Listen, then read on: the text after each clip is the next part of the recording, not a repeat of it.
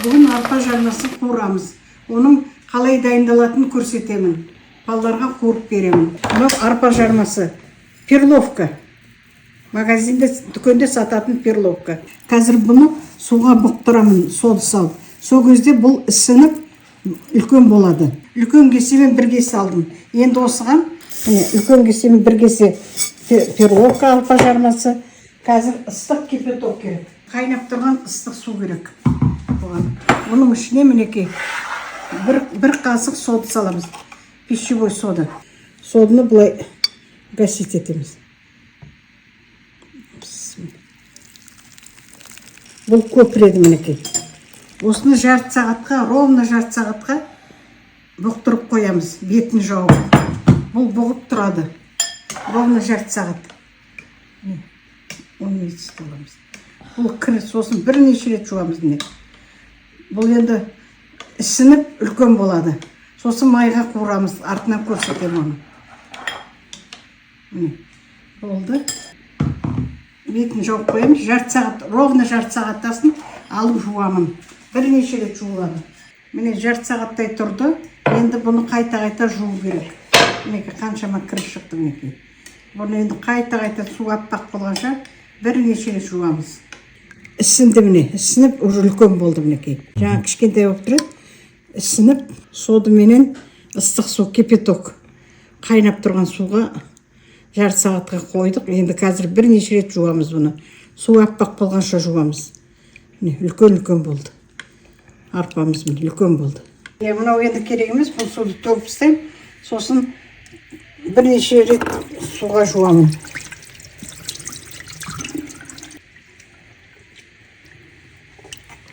Хотите мінекей.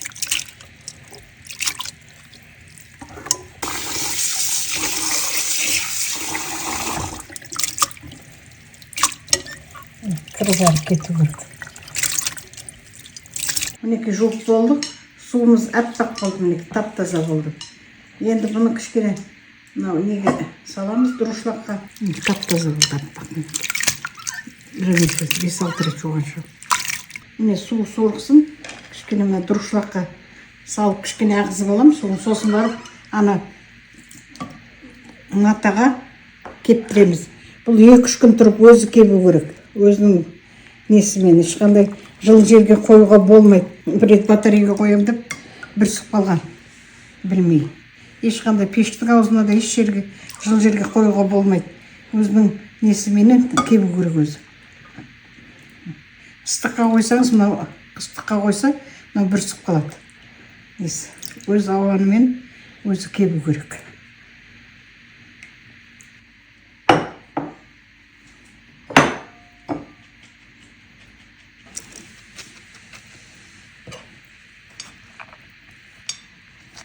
Су ағып, кебу керек. Сосын кішкене кепкеннен кейін, ана тряпка, шүрекке, қыбыр шүрекке салу керек. Шүректің үстінде тұрады. Біразға дейін. 2-3 күн тұрады. Осылай тұрады енді. Ана су ағып, бұрғылап тұрады. Содан тряпкаға саламыз. Міне жуып алдық, суын ағыздырдық. Енді мұны шүрекке кептіреміз.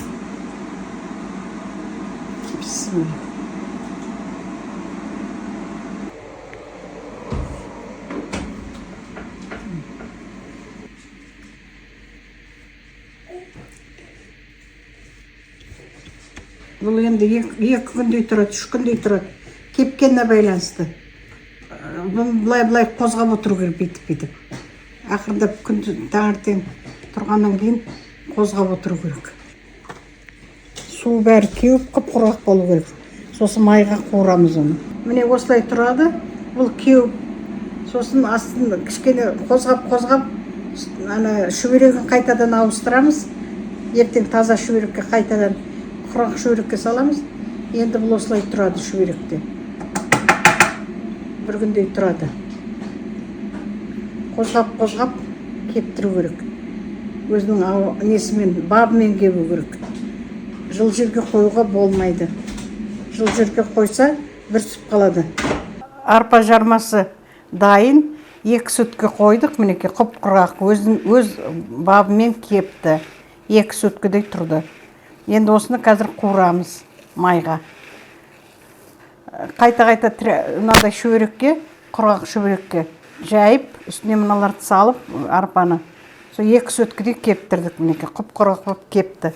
Өз бабымен кепті. Қайда жыл жерге апарған жоқпыз. Өз бабыменен, өз несіменен, осы үйдің температурасымен кепті. Енді қазір бұны майға қуырамыз. Құп-құрақ ешқандай не қылмайды. Су болса шырылдап майға піспей тұр. Мына құп-құрғақ өзінің несіменен, бабымен кепті. Енді шүберекте мына ыдысқа салып аламын. Сосын майға қуырамыз. Майды қыздырамыз.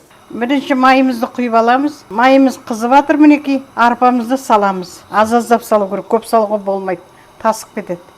Бісміллә.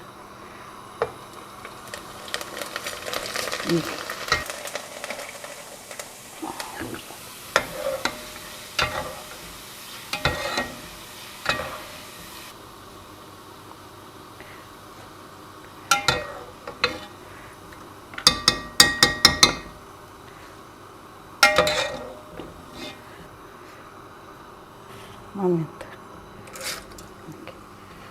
Өтіп кетпеу керек. Тез-тез шайқап ала қою керек.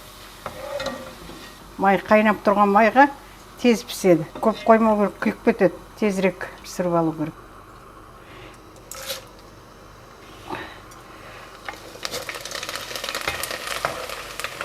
Май қызып тұрса тез піседі. Тез қуырылады. Балаларға күтірлік әдемі. Күтір-күтір етіп шай ішуге әдемі. Кейін қант салуға болады, кішкене балалар тәтті не қылады десе, или пудра қант, или жай қант, песок салуға болады.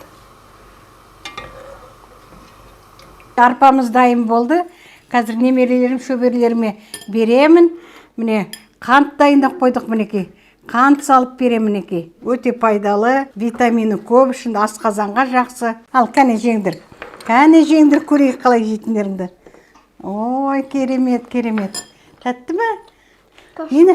Күшті, не нәрсеге ұқсайды? Попкорн сияқты мінекей. Балаларға өте пайдалы, асқазандарыңа жақсы болады. Тәп-тәтті міне, қант салғаннан кейін тәп-тәтті болды. Өте жақсы, пайдалы. Витамины көп, бұның базардың неше түрін жегенше осыларды жеңдір мінекей. Химия жемей осыны жеңдір. Өте пайдалы. Күшті. Күшті ме? Ой, жаным, жего. Қалай тамаша? Жеңдір. Нелерді не қылғанша осыларды жеңдір. Әжең істеп береді осылай. Попкорн. Күшті ме? Қант салып жеңдір осылай.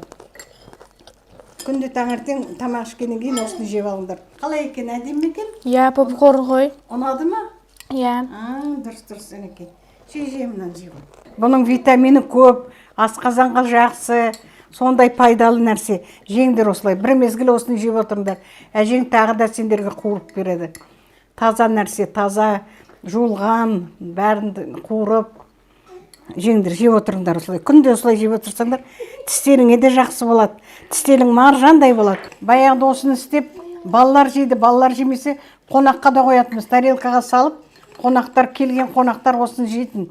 Сол маған айтатында, сен осындай істеш бізге өте ұнайды деп.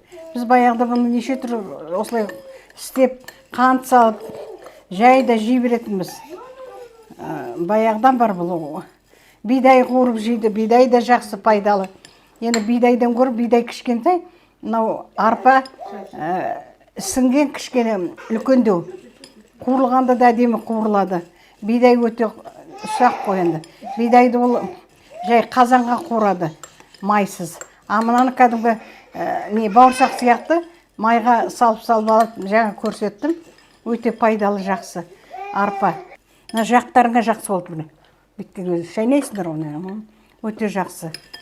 Пайдалы. Ой, жаным, мінекей. Милюшам жеп қойды мінекей. Молодец, әнекей. Қандай тамаша бала. Ой, молодец, түгел жеп қойды. Ертең күшті, ертең тағы жейсің. Ертең тағы да берем. Ана пудра салып, қант салып жейсіңдер. Неге сүтке не қылса, мынау жұмсап кетеді, сүтке болмайды. Айтпесе сүтке салып ана жейсіңдер қойсыңдар, әні бірдемені. Сол сияқты жеуге болады. Сүтке салса бұл жеуіп кетеді, анадай қытырлақ болмайды. Жай осылай құрғақтай жейді. Только қант қана салады. Сол қант салып жейді. Жейсің бе? Жоқ. Міне тағы да істеп берем, міне. Жейсің бе? Ой, жаным, жоқ. Мінекей. Міне қант салам. Міне, химия жеген соң осыны жеңдір, мінекей. Қандай тамаша, мінекей. Жайған кішкене домаланып тұрады. Мына пудра қылдық. Пудра менен жаңағы қантты сұратып пудра қылдық. Балалар жесін деп. Балаларға жесін деп істеп жатырмыз. Сендерге істеп жатырмыз осылардың бәрін. Өте жақсы, пайдалы. Бұл тойымды кішкене осындай бір кесесін жеп алсаң, кешке дейін тойып жүресің. Асқазанға барғасын қорытылады. Өте жақсы. Тамаша. Осылай аңдасаң да істеп беруге болады балаларға. Киноға барғандардан жейсіңдер ғой, попкорн ба немене. Оны жегенше осыны жеңдір, мінекей. Осы істеп жатқан тағамдардың бәрінің рецебі бар. Қараңыздар, бізге жазылыңыздар. Неше түрлі тағамдарды пісіреміз.